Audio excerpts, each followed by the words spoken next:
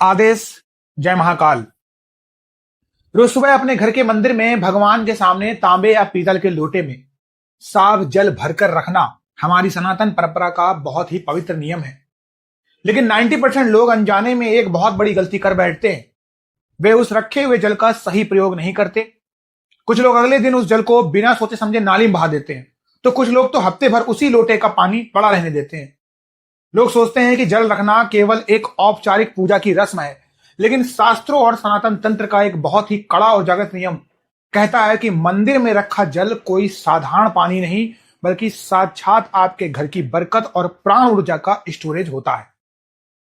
आज आपके इस अनुशासन गुरु के रूप में बिना किसी भ्रामक पाखंड के मंदिर के लोटे से जुड़े असली ऊर्जा विज्ञान और उस जल के सही प्रयोग के कड़े नियम को मैं बता रहा हूं। वीडियो को ध्यान से सुनिएगा और लास्ट तक सुनिएगा।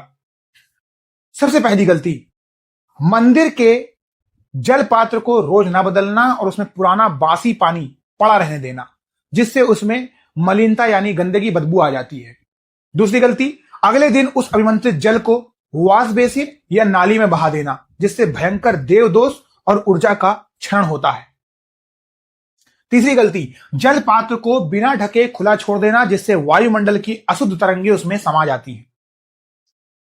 देखिए, सनातन तंत्र और पंचभूत विज्ञान के अनुसार जल तत्व में ब्रह्मांड की ध्वनि, मंत्रों के स्पंदन और सात्विक तरंगों को सोखने की सबसे तीव्र क्षमता होती है।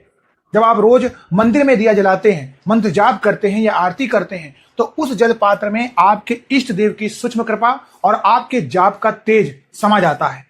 वो जल साधारण पानी से बदलकर साक्षात अमृत और आवामंडल को शुद्ध करने वाला बन जाता है। शास्त्रों में बताया गया है कि जब आप इस जागृत जल को रोज सुबह पूरे घर में छिड़कते हैं, तो यह जल आपके घर की दहलीज के भीतर मौजूद हर नकारात्मक ऊर्जा, राहु के दोष और मानसिक तनाव को तुरंत भस्म कर देता है। लेकिन अगर आप इसे नाली में बहाते हैं, तो आपके घर की संचित सात्विक ऊर्जा शून्य हो जाती है। अपने घर के मंदिर की इस दिव्य ऊर्जा का पूरा फल अगर आपको पाना है, तो ये 3 कड़े नियम आज से ही अपना लो।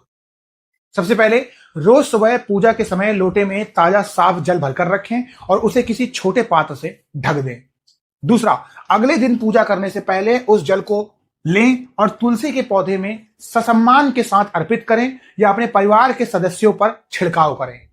तीसरा, थोड़ा सा जल पूरे घर के कोनों और मुख्य दहलीज पर जरूर छिड़कें, ताकि घर का सुरक्षा घेरा जागृत रहे। जल की इस सात्विक तरंग को और अधिक शक्तिशाली बनाने तथा पूजा घर के आवामंडल को दोषमुक्त रखने के लिए रोज सुबह शाम अपने मंदिर में हमेशा शुद्ध प्रमाणिक चीजें जो आर्टिफिशियल ना हो वही जलाएं और प्रज्वलित करें। जब भी आप ऐसा काम करते हैं, तो इसकी दिव्य और पवित्र सुगंध आपके घर की हर मलिन तरंग को दहलीज पार करा देती है, जिससे घर में सुख, शांति और अखंड समृद्धि बनी रहती है। दिखावे और पाखंड से हमेशा दूर रहिए, अपने चरित्र को साफ रखिए और पूरे भरोसे के साथ श्री महाकाल के चरणों में झुक जाइए। आदेश। जय महाकाल।